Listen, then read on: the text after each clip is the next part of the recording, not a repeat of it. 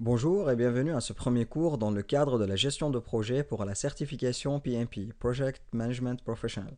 Si vous souhaitez être professionnel en gestion de projet, maîtriser les approches prédictives, hybrides et agiles, alors ce cours est fait pour vous. Adam Char, ingénieur en traitement automatique des langues, spécialité traductique et gestion de l'information de la Sorbonne Nouvelle et de l'INALCO. Actuellement, je travaille en tant que chef de projet, certifié Scrum Master Product Owner niveau 1, Pristo Foundation et PMP. D'où mon souhait de vous présenter cette formation dans le management. Alors, ce premier cours sera un aperçu général seulement sur le guide PMBOK 6e édition du site PMI, Project Management Institute. La 7e édition est sortie cette année en 2022, mais malgré cela, j'aimerais bien vous présenter ce guide de la 6e édition qui est très bien détaillé, riche d'informations et qui reste bien sûr valable et applicable dans nos quotidiens en tant que chef de projet. Avant de commencer le cours, je vais vous donner les étapes à suivre pour passer cette certification.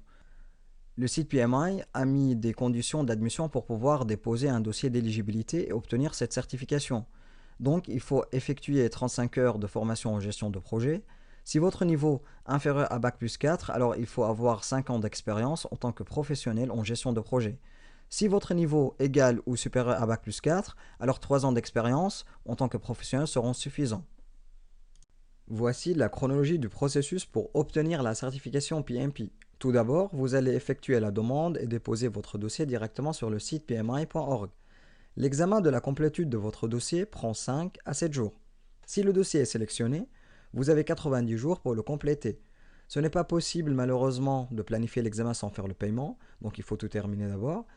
Une fois votre dossier accepté et vous êtes éligible à passer l'examen, vous aurez une année. Au-delà, il faut refaire la demande et déposer un nouveau dossier, si jamais, par exemple, dans cette année d'éligibilité, vous n'arrivez pas à passer l'examen. Pendant cette année, vous avez le droit de repasser l'examen en cas d'échec 3 fois. Sinon, c'est pareil, il faut refaire la demande auprès du site PMI. Une fois réussi, c'est pas fini. Pour pouvoir garder votre certification, il faut compléter 60 PDU, Professional Development Units, dans un cycle de 3 ans, comme la certification a une date d'expiration de 3 ans. Donc, vous pouvez obtenir ces PDU par le fait d'assister à des webinaires, lire des livres, partager des informations, etc. Chaque heure donne le droit d'un PDU, et ce PDU sera prédéfini plutôt, selon le sujet du webinaire. Par exemple, les PDU sont répartis comme suivant: technique, leadership, stratégique. Dans le cas où vous n'avez pas obtenu les 60 PDU en 3 ans, il faut malheureusement soumettre un nouveau dossier pour la certification from scratch. Croyez-moi, vous n'aurez pas envie de repasser l'examen, donc pensez bien à garder votre certification et obtenez les 60 PDU. Comme je vous ai dit tout à l'heure, il y a plusieurs sources pour passer cet examen PMP. Les 4 sources essentielles que moi je me suis appuyé dessus: le livre bien sûr PMBOK 6e édition qui fait à peu près 795 pages, mais je vous rassure que la nouvelle version fait que 370 pages. C'est beaucoup plus light. Le guide Practice Agile, vous pouvez trouver aussi une version française. Le Scrum Guide pour ceux qui ont déjà passé l'examen de Scrum Master ou Product Owner. Et à la fin, Manifesto for Agile. Étant la certification du PMP est internationale, vous pouvez trouver le PMBOK et le Guide Practice Agile en français. Il existe aussi une traduction de Scrum Guide et Manifesto, mais l'examen est uniquement en anglais. Je parle du site scrum.org. Un petit rappel, comme je vous ai dit au début, ce cours s'agit d'un aperçu général du guide PMBOK 6e édition. L'idée, c'est de vous présenter rapidement quelques termes, les 5 groupes de processus, les 10 domaines de connaissances, les 49 processus, leurs entrées et sorties, et à la fin, les outils et les techniques utilisés dans la gestion du projet. Commençons par la définition du projet. Un projet est un effort temporaire, il est limité par le temps, les dates de début et de fin sont définies, alors c'est un effort temporaire entrepris pour créer un produit, un service ou un résultat unique. Il est unique puisqu'on doit appliquer une méthodologie adaptée à chaque projet, en prenant en compte bien sûr son objectif, son contexte, la gouvernance et la culture des organisations. Il est développé petit à petit, c'est-à-dire que sa définition est de plus en plus détaillée tout au long du projet. Un sponsor va fixer les objectifs du projet en fonction des exigences des parties prenantes. Un projet doit répondre à des objectifs de qualité, de délai et de budget. Ces 3 objectifs, on les nomme le triangle magique. Il suit également les 5 groupes de processus que nous allons les voir plus tard, qui sont l'initialisation, la planification, l'exécution, la surveillance ou contrôle, et à la fin la clôture. Donc la gestion de projet est l'application de connaissances, de compétences, d'outils et de techniques pour projeter des activités afin de répondre aux exigences du projet. Donc, c'est quoi le déclencheur d'un projet? Quand on peut lancer un projet? Soit dans le cadre du RGPD, Règlement général sur la protection des données ou des exigences sociales, soit pour satisfaire les demandes des parties prenantes, mettre en œuvre ou modifier des stratégies commerciaux ou technologiques, ou pour créer ou modifier ou corriger même des produits ou prestations de services. Nous avons dit que le projet a une date de début et de fin déterminée, parce que c'est temporaire. Donc, nous pouvons dire que la fin du projet est atteinte lorsque les objectifs du projet ont été atteints, les objectifs ne sont plus ou ne pourront plus être réalisables, le financement est épuisé, donc on n'a plus de budget pour continuer le projet, la nécessité du projet n'est plus, l'objectif du projet est devenu obsolète pour une raison ou autre, le projet est arrêté pour des raisons juridiques. Nous avons vu ensemble c'est quoi un projet et les déclencheurs pour commencer un projet et quand les objectifs d'un projet sont atteints. Maintenant, on passe au cycle de vie d'un projet. Qu'est-ce qu'un cycle de vie? Donc, le cycle de vie, c'est une série des phases que celui-ci traverse depuis son initialisation jusqu'à sa clôture. Donc, on va passer par les 5 groupes de processus: initialisation, planification, exécution, surveillance, clôture. Une phase de projet est un ensemble des activités du projet liées logiquement qui aboutit à la réalisation d'un ou plusieurs livrables. Les phases peuvent être séquentielles, itératives ou parallèles. Entre les phases, nous allons avoir une porte qui va nous laisser avancer, rester pour corriger ou bien clôturer la phase. Cette porte, on l'appelle la porte de phase, ou porte d'étape, ou revue de phase, ou encore point d'arrêt. Et toutes ces nominations dépendent de l'organisation ou du secteur d'activité. La porte de phase est une technique utilisée pour guider un projet de la conception au lancement. Il nécessite une revue de chaque étape du projet avant de passer à l'étape suivante. Dans le processus d'examen de phase, des critères spécifiques doivent être respectés afin de déterminer le succès d'une phase et la viabilité continue du projet. Une décision sera alors prise par le chef de projet, soit d'avancer, soit d'apporter des modifications avant d'avancer, soit reprendre la phase ou ses éléments, soit de mettre fin au projet. Nous sommes toujours dans un cycle de vie d'un projet. Et dans ce cycle, nous avons 5 groupes de processus. Comme vous pouvez voir, nous avons le groupe initialisation, planification, exécution, surveillance et clôture. Ces 5 groupes ne sont pas des phases du projet. Lorsque le projet est divisé en phases, les processus contenus dans les groupes, par exemple les groupes d'initialisation, planification, etc., interagissent au sein de chacune des phases. Tous les processus de groupe peuvent être représentés au sein d'une phase. La structure générique, ou en règle générale, dans un cycle de vie de projet, nous pouvons affronter à plusieurs facteurs ayant impact dans ce cycle. Vous pouvez voir ici, par exemple, que le risque au début d'un projet est assez important, vu qu'on n'est pas encore pris en main tous les éléments et qu'il y a encore des points non connus au début. Par exemple, le périmètre n'est pas encore bien défini, etc. Mais ce risque commence à diminuer au cours de ce cycle au fur et à mesure que le projet approche de son terme. Par contre, le coût de changement prend le sens inverse. Il est faible au début du projet, vu qu'on n'a pas encore commencé, on n'a pas avancé, je voulais dire, dans nos développements, mais cela devient très important à la fin du projet. Concernant le niveau des coûts et des ressources humaines, c'est aussi faible que le coût de changement en début du projet et commence à augmenter lors de l'exécution et diminue rapidement comme le risque quand le projet approche à son terme. C'est pour cela, et afin de bien contrôler les différentes phases d'un projet, le groupe de processus surveillance, par exemple, reste maintenu avec nous tout au long du projet.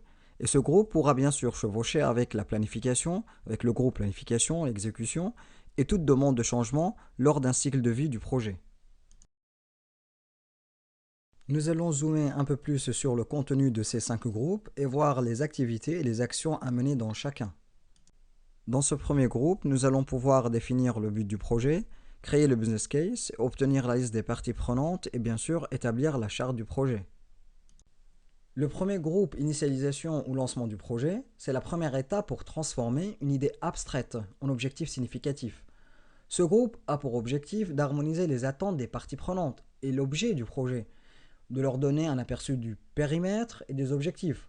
Le périmètre initial est défini et les ressources financières initiales sont engagées ainsi que les parties prenantes qui vont interagir et influencer le résultat d'ensemble du projet sont identifiées. Ces informations sont incluses dans la charte du projet et dans le registre des parties prenantes. La charte est un document important qui autorise formellement l'existence du projet et donne autorité au chef de projet pour affecter de ressources. Cette charte comprend des détails tels que les contraintes du projet, les objectifs, la nomination du chef de projet comme on a dit, le budget, le calendrier prévu. Dans cette charte, le chef de projet sera nommé officiellement. Une fois que vous avez les objectifs de la portée du projet, le scope, identifier les principales parties prenantes, les personnes qui doivent être impliquées dans le projet, créer le registre des parties prenantes avec les rôles, la désignation, les exigences de communication et l'influence, le projet, comme on a dit, est officiellement autorisé et le chef de projet est habilité à affecter les ressources aux activités du projet.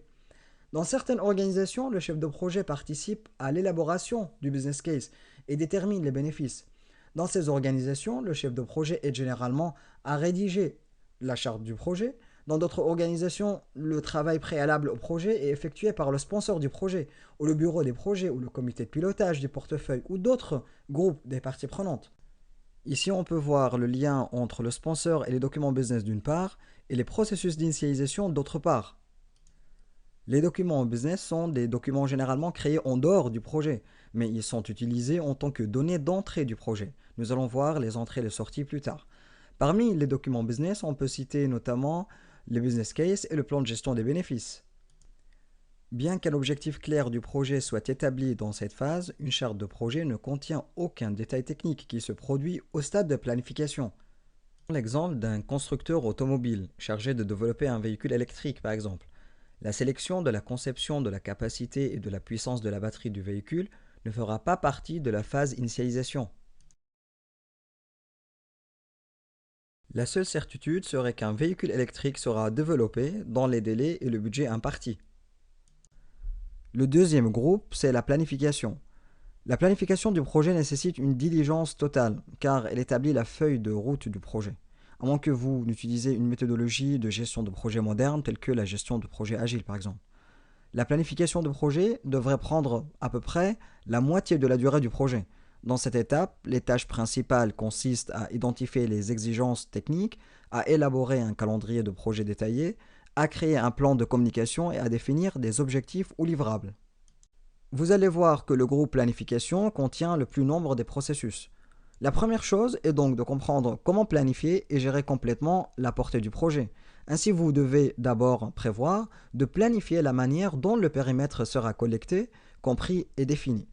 Dans le guide PMBOK, sous le domaine de connaissance de la gestion du périmètre, nous allons voir tout à l'heure les 10 domaines de connaissance. Donc sous ce domaine, le premier processus est planifier le plan de gestion du périmètre. C'est là que vous proposez un plan sur la façon de définir, clarifier, construire et gérer la portée ou le scope du projet. Il s'agit comme un guide. Lorsque vous ou quelqu'un d'autre a des questions concernant le périmètre du projet, vous allez revenir vers le plan de gestion du périmètre. Gardez à l'esprit que nous ne définissons pas la portée du projet pour le moment, mais que nous définissons et cristallisons notre plan sur la manière de gérer la portée du projet, afin qu'il n'y ait pas de surprise plus tard et que tout le monde sache quoi faire et pourquoi nous le faisons. Ce plan devrait être si bon qu'il ne devrait pas être changé souvent.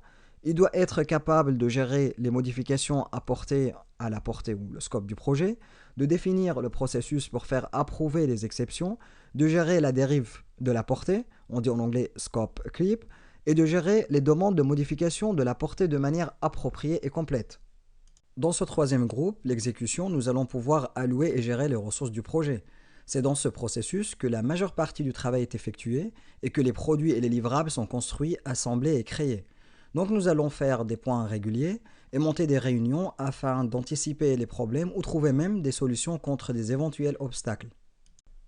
L'étape exécution du projet est l'endroit où votre équipe effectue le travail réel. En tant que chef de projet, votre travail consiste aussi à établir de flux de travail efficaces et à suivre attentivement le progrès de votre équipe. Une autre responsabilité du chef de projet au cours de cette phase est de maintenir en permanence une collaboration efficace entre les parties prenantes du projet. Cela garantit que tout le monde reste sur la même longueur d'onde et que le projet se déroule sans problème. Vous pouvez vous faire aider par les meilleurs outils et techniques de collaboration de projet disponibles. Nous allons voir quelques-uns à la fin de ce cours. Ils vous faciliteront non seulement la vie, mais amélioreront également l'efficacité et augmenteront la productivité de votre équipe. Nous pouvons affronter à des demandes des changements lors de l'exécution. Si ces demandes sont approuvées, alors elles sont remises à la planification qui va générer des nouveaux documents et rentrer à nouveau dans l'étape exécution afin d'apporter les modifications demandées. Le quatrième groupe, c'est le groupe de surveillance. Ce groupe commence généralement par le lancement ou la planification précoce et se termine une fois que le projet a atteint ses buts et ses objectifs, comme l'examen post-mise en œuvre par exemple. Cela aide le chef de projet à maintenir le projet sur la bonne voie, dans les délais et dans les limites du budget. Dans le processus de gestion de projet, le troisième et quatrième phase ne sont pas de nature séquentielle. La phase de suivi et de contrôle du projet se déroule simultanément à l'exécution du projet, garantissant ainsi que les objectifs et les livrables du projet sont atteints. En tant que chef de projet, vous pouvez vous assurer que personne ne s'écarte du plan initial en établissant des facteurs critiques de succès, on les appelle CSF, et des indicateurs clés de performance, les KPI, et générer des rapports et diffuser les informations correspondantes. Autrement dit, ce groupe consiste à comparer les performances réelles aux performances prévues, et cela fait à travers plusieurs analyses, comme par exemple l'analyse des écarts qui passe en revue les différences entre la performance prévue et la performance réelle. Elles peuvent concerner aussi les estimations de durée, des estimations de coûts, l'utilisation des ressources, les tarifs de ressources, la performance technique et d'autres métriques. Au cours de la phase de suivi de la gestion de projet, le gestionnaire est également responsable du suivi quantitatif de l'effort et des coûts au cours du processus. Ce suivi garantit non seulement que le projet respecte le budget, mais également il est important pour les projets futurs. Dans ce cinquième et dernier groupe qui est le groupe clôture, nous allons examiner le livrable du projet, faire approuver le résultat, transférer le produit ou le service et à la fin documenter les leçons apprises et le retour d'expérience. Il s'agit de la phase finale du processus de gestion de projet. L'étape de clôture du projet indique la fin du projet après la livraison finale du produit, du résultat ou de service. Il y a des moments où des talents externes sont embauchés spécifiquement pour le projet sous contrat. Donc, résilier ces contrats et remplir les documents nécessaires relève également de la responsabilité du chef de projet. La plupart des équipes organisent une réunion de réflexion après l'achèvement du projet afin de contempler leur réussite et leur échec au cours du projet. Il s'agit d'une méthode efficace pour assurer une amélioration continue au sein de l'entreprise afin d'améliorer la productivité globale de l'équipe à l'avenir.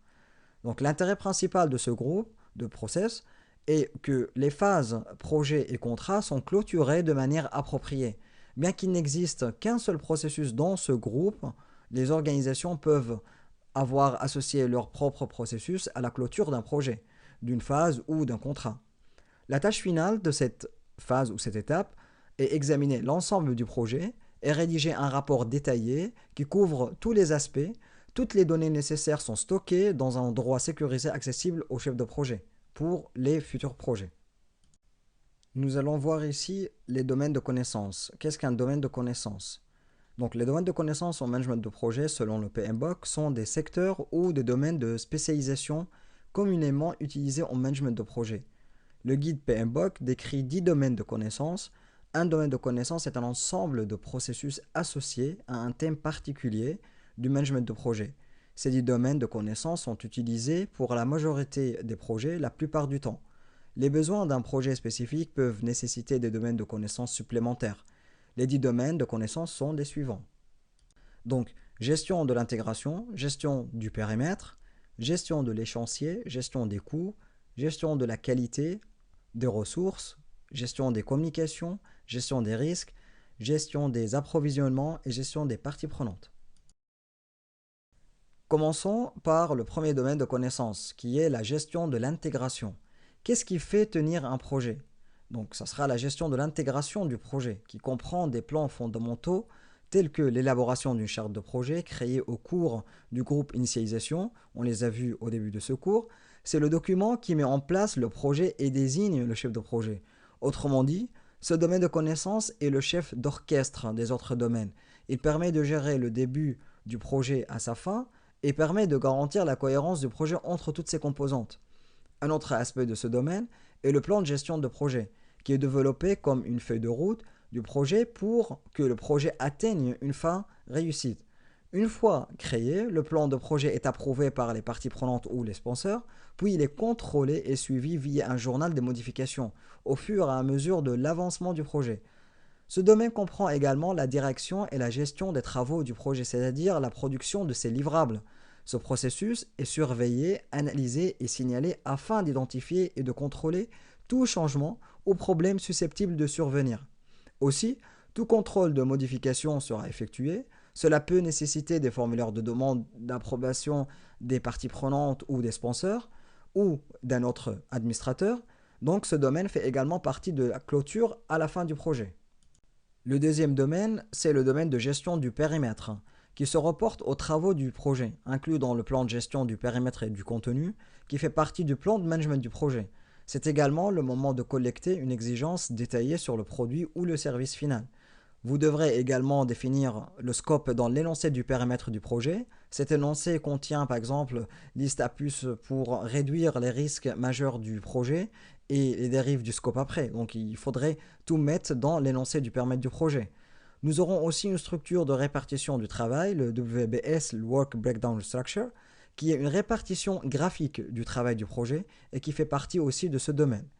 Donc, dans ce domaine, vous allez valider le scope pendant le projet, ce qui signifie s'assurer que les livrables sont régulièrement approuvés par le sponsor ou les parties prenantes. Cela se produit pendant le groupe de processus de surveillance ou de contrôle et consiste à accepter les livrables et non les spécifications définies lors de la planification. Donc, l'énoncé du périmètre du projet va probablement changer au cours du projet pour contrôler le scope, par exemple si un projet prend du retard. Le troisième domaine, c'est la gestion de l'échéancier du projet, qui est chronophage. Le projet est divisé en tâches, qui sont planifiées avec des dates de début et des échéances, ainsi que le budget pour chaque tâche. Et les choses ici changent constamment au cours des phases du tout projet, ce qui signifie qu'il faut réviser ces choses souvent tout au long du projet. Cela implique de créer un calendrier pour le projet et de déterminer qui est responsable de quoi. Donc ces tâches sont ensuite placées dans un ordre logique et toutes les dépendances entre elles sont notées. Ces dépendances sont ensuite déterminées comme étant soit de fin à début, de fin à fin, ou début à début, ou de début à fin, ce qu'on appelle l'analyse du chemin critique. Cette analyse fait partie des outils et techniques. Les tâches étant désormais séquencées, les ressources requises pour chacune doivent être estimées et affectées. Donc la durée de chaque tâche est également déterminée à ce stade. Tout cela conduira à un calendrier en déterminant d'abord le chemin critique et le flottement pour chaque tâche. Utilisez un diagramme de Gantt pour placer les tâches sur une chronologie, puis travailler sur le nivellement des ressources pour équilibrer l'utilisation des ressources. Je vais aborder toutes ces analyses et outils dans d'autres cours avec des exemples. Donc une fois le planning établi, des plans de contrôle du planning sont nécessaires. La gestion de la valeur acquise est effectuée régulièrement aussi pour s'assurer que le plan réel se déroule comme prévu. Le quatrième domaine, c'est le domaine de gestion des coûts. Ce domaine concerne le budget du projet, ce qui signifie disposer de bons outils d'estimation pour s'assurer que les fonds couvrent l'étendue du projet et sont suivis régulièrement pour tenir les parties prenantes et les sponsors informés. Donc le plan de gestion des coûts déterminera la méthode d'établissement du budget et quelles procédures seront utilisées pour le contrôler. Chaque tâche devra être estimée, ce qui signifie que toutes les ressources telles que les main-d'œuvre, les matériaux, l'équipement et tout ce qui est nécessaire pour accomplir la tâche doit être estimé. Une fois que vous aurez pris tous les coûts des tâches et que vous les combinerez, vient ensuite la nécessité de contrôler ces coûts grâce à une analyse de la valeur acquise. Donc ceci est effectué régulièrement tout au long du projet pour s'assurer que le coût estimé corresponde aux dépenses réelles. Le cinquième domaine, c'est la gestion de la qualité. Un projet peut arriver à temps et dans les limites du budget, mais si la qualité n'est pas à la hauteur de la norme, alors le projet est un échec. Planifier la gestion de la qualité fait partie du plan de management du projet global, bien qu'il puisse s'agir d'un document autonome s'il contient des spécifications de qualité du produit ou du service. Le processus doit inclure l'assurance qualité, qui n'est qu'un moyen de s'assurer que les normes de qualité sont respectées. Par conséquent, pour contrôler la qualité, les livrables doivent être inspectés pour s'assurer que les normes décrites dans le plan de gestion de la qualité sont respectées. Le sixième domaine de connaissance, c'est la gestion des ressources. L'équipe de projet est votre ressource la plus importante. Il est donc crucial de constituer la meilleure équipe et de vous assurer qu'elle est satisfaite. Mais vous devez également suivre leur performance pour vous assurer que le projet progresse comme prévu. Un plan de gestion des ressources identifiera leur rôle et leurs exigences pour ces postes, ainsi que leur place dans la structure globale du projet. Une fois que vous avez déterminé la description du poste, il est le temps de pouvoir ces postes et d'acquérir une équipe de projet. Cela peut être fait en interne, en puisant dans d'autres départements de l'organisation, en recrutant de nouvelles recrues ou en combinant les deux. L'équipe a besoin de développement, éventuellement de formation et d'autres choses qui la rendront viable pour le projet. La gestion de l'équipe de projet est une responsabilité permanente du chef de projet. L'équipe est surveillée pour s'assurer qu'elle travaille de manière productive et qu'il n'y a pas de conflit interne afin que tout le monde soit satisfait. Le 7e domaine de connaissance, c'est la gestion des communications. Tous les domaines de la gestion de projet sont importants, mais la gestion de la communication peut être primordiale car elle informe chaque aspect du projet. Les communications informent l'équipe et les parties prenantes. Par conséquent, la nécessité de planifier la gestion des communications est une étape critique de tout projet. C'est à ce stade que la diffusion des communications est déterminée, y compris comment cela se fait et à quelle fréquence. Cibler qui a besoin de quoi et quand. Notez également comment les communications se produiront lorsque des problèmes surviennent par exemple dans le projet, tels que des changements. Gérez la communication lors de l'exécution du projet pour vous assurer qu'il se déroule comme prévu.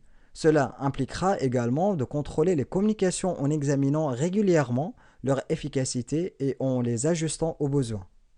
Le 8e domaine, c'est la gestion des risques. Le plan de gestion des risques identifie comment les risques seront détaillés, catégorisés et hiérarchisés. Il s'agit d'identifier les risques qui pourraient survenir lors de l'exécution du projet en faisant un registre des risques. Effectuer une analyse qualitative des risques une fois que les risques les plus importants ont été identifiés et classés par probabilité et impact. Ensuite, priorisez-les et effectuer des analyses quantitatives en fonction de leur impact sur le projet, comme son budget, son échéancier, etc. Vous devez maintenant planifier les réponses aux risques. Si ces risques deviennent en fait des problèmes, une réponse doit être rédigée à l'avance avec le responsable de gestion des risques qui peut s'assurer que le risque est correctement identifié et géré. La maîtrise des risques consiste à revoir régulièrement le registre des risques et à rayer les risques qui ne vont plus impacter le projet. Le 9e domaine, c'est le domaine de gestion des approvisionnements.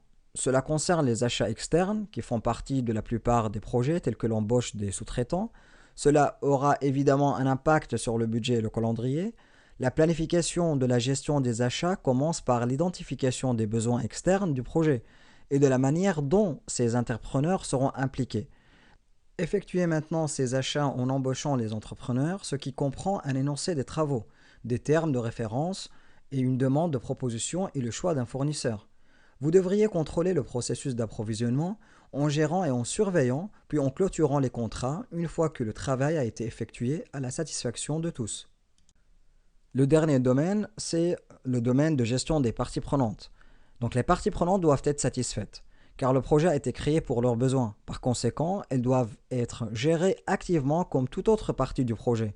Pour commencer, il faut identifier les parties prenantes par le biais d'une analyse des parties prenantes.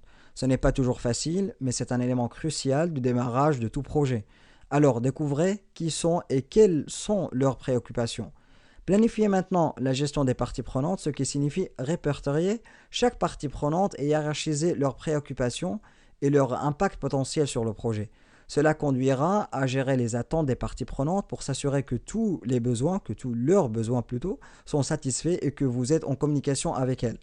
Tout au long du projet, contrôlez l'engagement des parties prenantes pour ce faire déterminer si les besoins des parties prenantes sont pris en compte.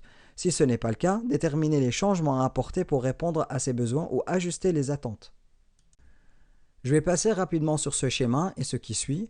L'idée, c'est que vous puissiez voir comment les 10 domaines de connaissances sont répartis dans les 5 groupes de processus. Je vais mettre à chaque fois un numéro indiquant combien de domaines dans le groupe de processus. Donc, le numéro 2 ici se réfère au nombre de domaines. Vous aurez donc 2 domaines de connaissances dans le groupe de processus initialisation qui sont la gestion de l'intégration et la gestion des parties prenantes. Le chiffre avec le fond gris, c'est le total de processus dans le groupe initialisation. Donc nous avons 2 processus et nous allons voir ensemble les 49 processus plus tard. Les chiffres à côté des domaines de connaissances sont le nombre de processus dans chaque domaine. Donc nous avons ici 7 processus pour le domaine de connaissances gestion de l'intégration et 4 pour la partie prenante. Dans le groupe de planification, vous aurez tous les domaines de connaissances, les 10 domaines, et ce groupe prend la majorité des processus. Vous aurez 24 processus répartis dans les 10 domaines. La planification est une activité interactive et progressive tout au long du projet. Dans le groupe exécution, vous aurez 7 domaines de connaissances et 10 processus. Un petit rappel, les chiffres à côté des domaines de connaissances indiquent le nombre de processus dans chaque domaine. Dans la surveillance, il y a aussi, comme pour le groupe de planification, les 10 domaines de connaissances et vous aurez 12 processus. Dans le dernier groupe, clôture, vous aurez qu'un seul domaine qui est l'intégration contenant 7 processus. Un petit récapitulatif de ce que nous avons vu jusqu'à maintenant. Donc, on a vu les différents termes, le cycle de vie d'un projet et les 5 groupes de processus. Ensuite, nous avons vu les 10 domaines de connaissances avec leur définition. À la fin, je vous ai montré la structure de chaque groupe avec les domaines et les processus qu'il contient. Maintenant, on va passer sur les 49 processus de manière générale. Et avant tout, c'est quoi un processus? La définition d'ISO 9000 décrit le processus comme un ensemble d'activités ou interactives qui transforment des éléments d'entrée en éléments de sortie. Le PMBOK nous met 49 processus répartis dans les différents domaines. Comme déjà vu, que les domaines sont répartis à leur tour dans des différents groupes. Pour chaque processus, vous allez avoir une entrée comme par exemple les documents de business établis dans le domaine de connaissances intégration qui est dans le premier groupe initialisation et vous allez avoir une sortie comme la charte du projet établie dans le même domaine dans le processus qui s'appelle élaborer la charte du projet. Entre les entrées et les sorties, vous allez avoir des outils et des techniques. Les processus sont considérés comme de bonnes pratiques pour la plupart des projets et la plupart du temps. Le nombre d'itérations des processus varie en fonction des besoins du projet. De manière générale, les processus font partie de l'une des 3 catégories suivantes. Processus utilisé une fois ou à des moments prédéfinis du projet, par exemple, il s'agit du processus élaborer la charte du projet et clore le projet ou la phase. Processus exécuté périodiquement, comme le processus obtenir les ressources, il est exécuté lorsque des ressources sont nécessaires pour le projet. Processus réalisé en continu tout au long du projet, comme le processus définir des activités, peut être réalisé tout au long du cycle de vie du projet. En particulier si le projet a recours à la planification en vague ou une approche de développement adaptative. Donc la plupart des processus de maîtrise sont exécutés du début à la fin du projet. Comme vu ensemble, les processus sont non seulement rassemblés en groupes, mais aussi classés par domaine de connaissances. Les 7 processus dans le domaine de connaissances gestion de l'intégration sont l'élaborer la charte du projet qui appartient au groupe initialisation, élaborer le plan de management du projet appartenant au groupe planification, diriger et gérer les connaissances du projet, les 2 appartiennent au groupe exécution, et 2 processus dans le domaine de surveillance, maîtriser le travail et le changement du projet, et à la fin on trouve un seul processus pour le groupe clôture. En haut et à droite du slide, vous trouvez le numéro du chapitre dans le PMBOK si vous souhaitez aller directement sur le domaine en question. Nous avons 6 processus dans le domaine gestion du périmètre qui sont répartis sur 2 groupes, planification et surveillance. Dans le groupe planification, vous avez les processus planifier la gestion du périmètre, recueillir les exigences, définir le périmètre et créer le WBS. Dans le groupe de surveillance, vous avez valider et maîtriser le périmètre. Nous avons 6 processus aussi dans le domaine gestion de l'échéancier, qui sont pareils répartis sur 2 groupes, planification et surveillance. Donc dans le groupe planification, nous avons planifier la gestion de l'échéancier, définir les activités, organiser les activités en séquence, élaborer l'échéancier et estimer la durée des activités. Et dans le groupe de surveillance, nous avons comme toujours maîtriser l'échéancier. Nous avons 4 processus dans le domaine gestion des coûts qui sont pareils, répartis aussi sur les 2 groupes planification et surveillance. Pour la planification, nous avons planifier la gestion des coûts, estimer des coûts, déterminer le budget, et dans la surveillance, on va voir maîtriser les coûts. Nous avons 3 processus dans le domaine gestion de la qualité qui sont répartis sur 3 groupes, planification, exécution et surveillance.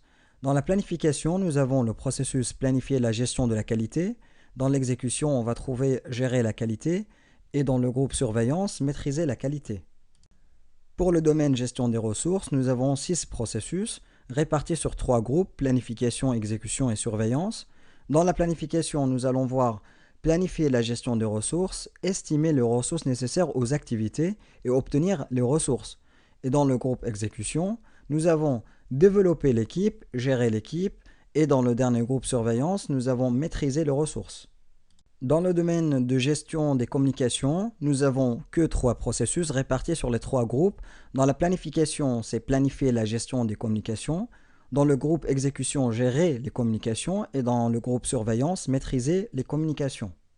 Dans le domaine gestion des risques, nous avons 7 processus répartis toujours sur les 3 groupes, planification, exécution et surveillance. Dans la planification, nous avons planifié la gestion des risques, identifier les risques, effectuer l'analyse qualitative des risques, planifier les réponses aux risques et effectuer l'analyse quantitative des risques. Dans le groupe exécution, nous avons appliqué les réponses aux risques et dans la surveillance, maîtriser les risques. Dans le domaine gestion des approvisionnements, nous avons 3 processus comme pour le domaine de communication, répartis sur les 3 groupes. Planification, on va voir planifier la gestion des approvisionnements.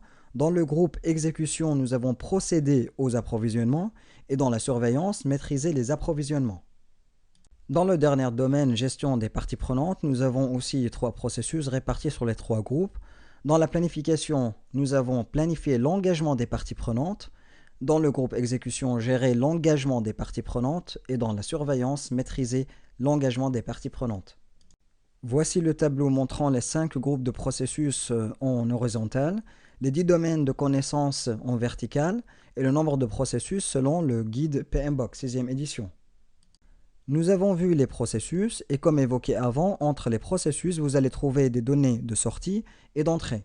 Les données de sortie d'un processus sont en général données d'entrée d'un autre processus ou encore des livrables du projet ou d'une phase du projet. Les entrées et les sorties sont partagées, mais il y a des sorties uniques pour des processus. Le plan de management du projet, par exemple, est l'un des principaux éléments du projet, mais il existe d'autres documents qui ne font pas partie de ce plan et sont utilisés pour manager le projet. Ce sont des documents projet. Donc, au début du cours, nous avons dit que chaque projet est unique et par conséquent, ne nécessite pas chaque processus données d'entrée, outils techniques et données de sortie. L'adaptation est donc nécessaire selon le projet. Prenons un exemple des entrées et des sorties et comment une donnée d'entrée peut être une donnée de sortie pour d'autres processus. Ici, pour les 2 processus que nous avons déjà vus, élaborer la charte du projet, identifier les parties prenantes qui appartiennent au domaine de connaissances gestion de l'intégration dans l'étape initialisation. Les entrées pour le processus élaborer la charte du projet sont les documents business, donc c'est le business case et le plan de gestion des bénéfices. Pour rappel, le business case, c'est une étude de faisabilité économique documentée destinée à s'assurer de la viabilité d'un investissement. Il servira de base pour autoriser l'initialisation du projet. Le plan de gestion des bénéfices, c'est l'explication documentée des processus de génération et d'optimisation des bénéfices issus d'un projet. D'autres entrées pour ce processus, nous avons aussi les accords, qui sont utilisés pour définir les intentions initiales qui sous-tendent un projet. Ces accords peuvent revêtir la forme de contrat, de protocole d'accord ou d'accord de niveau de service SLA, etc. Les 2 dernières entrées sont les facteurs environnementaux et les actifs organisationnels. Ces facteurs sont considérés comme des données d'entrée pour de nombreux processus, notamment pour la plupart des processus de planification. Les facteurs environnementaux de l'organisation désignent les conditions qui ne sont pas sous le contrôle immédiat de l'équipe du projet et qui influencent, contraignent ou dirigent le projet. Ces conditions peuvent être internes ou externes à l'organisation. On peut citer comme des exemples des facteurs environnementaux, le logiciel informatique, les outils de logiciels de planification, les systèmes de gestion de la configuration, les interfaces web, etc. ou la disponibilité de ressources, comme les contraintes en matière de contrat ou d'achat, les fournisseurs ou les sous-traitants approuvés et les accords de collaboration. L'autre entrée, c'est l'actif organisationnel. Donc comprennent les plans, processus, politiques internes, procédures et bases de connaissances spécifiques et utilisées par l'organisation réalisatrice. Ces actifs influencent le management du projet. Ils comprennent également le retour d'expérience de projets antérieurs et les données historiques de l'organisation. Ces actifs étant internes à l'organisation, les membres de l'équipe de projet peuvent, selon les besoins, les mettre à jour et les compléter tout au long du projet. Comme données de sortie du processus élaborer la charte du projet, on va avoir le journal des hypothèses et la sortie élaborer la charte du projet qui sera une donnée d'entrée pour le processus identifier les parties prenantes. Donc pareil, ce processus partage les mêmes autres entrées comme les accords, les documents de business, etc. Et comme une première sortie, nous aurons le registre des parties prenantes. Ce tableau qui vient du PMBOK 16e édition contient d'une part tous les plans de gestion créés lors d'un projet qui appartiennent tous au plan de management du projet et d'autre part les documents du projet. On peut voir ici qu'on aura un plan de gestion généré ou créé dans chaque domaine de connaissances. Passons aux outils et techniques. Le PMBOK 16e édition comporte 7 groupes de 132 outils de gestion de projets différents. La liste suivante énumère la répartition de ces outils en fonction de leur groupe. Un groupe des outils de collecte de données, un pour les techniques d'analyse des données, un pour les techniques de prise de décision et un groupe pour les compétences en communication et un pour les compétences interpersonnelles et d'équipe. Et le dernier groupe s'agit des outils et techniques non groupés ou isolés. Les outils et les techniques de collecte de données sont utilisés pour collecter des données et des informations à partir de diverses sources. On peut citer parmi ces outils et techniques l'analyse comparative, la réflexion, le brainstorming, fiches de contrôle, liste de contrôle, groupe de discussion, les entretiens, études de marché, questionnaires et enquêtes et échantillonnage statistique. L'échantillonnage statistique consiste à sélectionner une partie de la population étudiée pour l'analyser. Par exemple, une sélection aléatoire de 10 dessins industriels dans une liste en comportant 75. L'échantillon est prélevé afin de mesurer le contrôle et de vérifier la qualité. La fréquence et la taille de l'échantillon doivent être déterminées lors du processus planifier la gestion de la qualité. Le deuxième groupe, c'est les techniques d'analyse des données. Donc les outils et les techniques d'analyse des données sont utilisés pour organiser et évaluer les données et les informations. Parmi ces outils et techniques, on peut citer l'analyse des alternatives, l'évaluation d'autres paramètres liés au risque, l'analyse des hypothèses et des contraintes, coût de la qualité, l'analyse coût-bénéfice, l'analyse par arbre de décision, l'analyse des documents, l'analyse des valeurs acquises, diagramme d'influence, diagramme du travail restant, comme le burn-down par exemple, l'analyse make or buy, revue de performance, l'analyse des processus, l'évaluation des propositions. Prenons un exemple ici, l'analyse make or buy. Donc c'est un processus consistant à réunir et à organiser les données sur les exigences du produit et les analyser par rapport à des alternatives disponibles, y compris l'achat ou la fabrication interne du produit. Également, on l'appelle décision d'externalisation, donc il s'agit d'une décision de faire ou d'acheter ou fabriquer. Ensuite, on compare les coûts et les avantages associés à la production d'un bien ou d'un service en interne aux coûts et d'avantages liés à l'embauche d'un fournisseur externe pour les ressources en question. Donc la suite de quelques techniques dans ce groupe, l'analyse de régression, l'analyse de la réserve, l'évaluation de la qualité de données relatives au risque, l'évaluation de la probabilité et de l'impact de risque, l'analyse des causes originelles ou la root cause, l'analyse de sensibilité, la simulation, l'analyse des parties prenantes, l'analyse SWOT, l'analyse des performances techniques, l'analyse des écarts et l'analyse par scénario. Prenons comme exemple des outils et techniques l'analyse SWOT. Donc, une analyse SWOT est le processus de découverte et d'examen de différents aspects de votre entreprise, de votre organisation ou votre travail. Il s'agit d'un grill de x2. Chaque cadran de la grille correspond à une lettre de l'acronyme SWOT. Donc, l'acronyme signifie force, faiblesse, opportunité et menace. Les points forts sont les choses que votre entreprise fait déjà bien, les ressources uniques dont dispose votre équipe ou tout avantage concurrentiel dont vous disposez. Les points forts sont des facteurs internes, vous pouvez donc vous appuyer sur eux et les utiliser à votre avantage. Les faiblesses sont des domaines où votre entreprise pourrait s'améliorer, où des ressources sont nécessaires par exemple. Les faiblesses sont également des facteurs internes, vous pouvez donc souvent les aborder et les surmonter. Les opportunités sont des domaines dont vous pouvez profiter maintenant. Il peut s'agir de nouvelles ressources à votre disposition, de tendances émergentes sur lesquelles vous pourriez vous pencher ou de tout point fort que vous n'avez pas encore adopté dans votre stratégie. Les menaces sont tout ce qui pourrait avoir un impact négatif sur votre entreprise de l'extérieur ou tout obstacle auquel votre entreprise est actuellement affrontée. Les menaces et les opportunités sont des facteurs externes car elles échappent à votre contrôle. Pour le groupe représentation des données, les outils et les techniques représentent les données et les informations sous forme visuelle. Donc on peut citer les diagrammes d'affinité, les diagrammes de cause et effet, diagrammes de contrôle, le flux, diagrammes hiérarchiques, l'histogramme, modèle logique de données, le diagramme matriciel, le mind map, matrice de probabilité et de l'impact, le diagramme de corrélation, matrice de l'engagement des parties prenantes et cartographie des parties prenantes. Prenons comme exemple des techniques de représentation des données, les mind maps. Ils permettent d'organiser les informations de manière visuelle. Dans le domaine de la qualité, par exemple, elles sont souvent créées autour d'un seul concept, comme un dessin au centre d'une page blanche, auquel sont ajoutées des représentations associées d'idées, telles que des images, des mots et des parties de mots. La technique des mind maps peut aider à réunir rapidement les exigences de qualité, les contraintes, les dépendances et les relations du projet. Pour les techniques de prise de décision sont utilisées pour sélectionner un plan d'action parmi différentes alternatives. On peut citer l'analyse décisionnelle multicritère ou les votes. Donc l'idée de l'analyse décisionnelle multicritère, c'est une technique qui fait appel à une matrice de décision visant à fournir une approche analytique systématique afin d'établir des critères tels que les niveaux de risque, l'incertitude et la valorisation pour évaluer et classer de nombreuses idées. Pour les outils des compétences en communication sont les outils utilisés pour transférer des informations entre les différentes parties prenantes du projet. On peut citer parmi ces outils le retour d'informations et les présentations. Le retour d'informations, il donne des informations sur la réaction à l'égard des communications d'un livrable ou d'une situation.